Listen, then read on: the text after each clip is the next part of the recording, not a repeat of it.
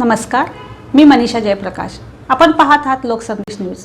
पाहूया आजच्या सविस्तर घडामोडी। सामान्य गोरगरीब माणसाला चांगल्या दर्जेदार आरोग्य सुविधा उपलब्ध व्हाव्यात यासाठी सांगली आणि मिरज वैद्यकीय महाविद्यालयातील रुग्णालयास आवश्यक अत्याधुनिक यंत्रसामग्री देऊन या ठिकाणच्या आरोग्य सुविधा अधिक बळकट केल्या जातील। या आरोग्य सुविधांसाठी प्राधान्याने निधी उपलब्ध करून दिला जाईल असे प्रतिपादन वैद्यकीय शिक्षण आणि विशेष सहाय्य मंत्री हसन मुश्रीफ यांनी आज मिरज येथे बोलताना सांगितले।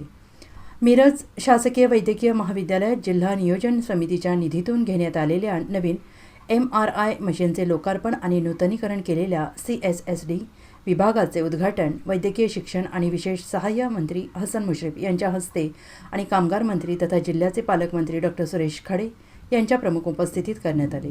कार्यक्रमास पोलीस अधीक्षक संदीप घुगे, उपजिल्हाधिकारी दादासाहेब कांबळे, अधिष्ठाता डॉ. सुधीर ननंदकर, नूतन अधिष्ठाता डॉ. प्रकाश गुरव, जिल्हा नियोजन अधिकारी अशोक पाटील, वैद्यकीय अधीक्षक डॉ. रुपेश शिंदे, प्रियांका राठी यांच्यासह वैद्यकीय महाविद्यालयाचे डॉक्टर्स आणि विद्यार्थी उपस्थित होते।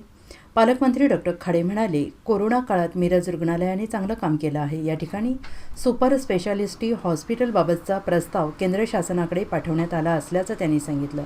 मिरज येथील शासकीय रुग्णालयामधील आवश्यक पायाभूत सुविधांसाठी निधी दिला जाईल। अधिष्ठाता डॉ. ननंदकर यांनी यावेळी मनोगत व्यक्त केलं। कोरोना काळात रुग्णालयानं चांगलं काम केलं आहे। वैद्यकीय महाविद्यालय आणि रुग्णालयात नवीन सुविधा निर्माण होत असल्याने त्याचा सामान्य रुग्णाला लाभ होणार असल्याचं ते म्हणाले। अधिष्ठाता डॉ. ननंदकर यांनी यावेळी मनोगत व्यक्त केलं।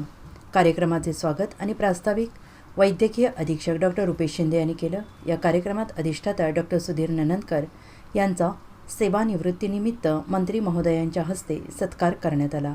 नूतन अधिष्ठाता डॉ. प्रकाश गुरव यांचं स्वागत करण्यात आलं।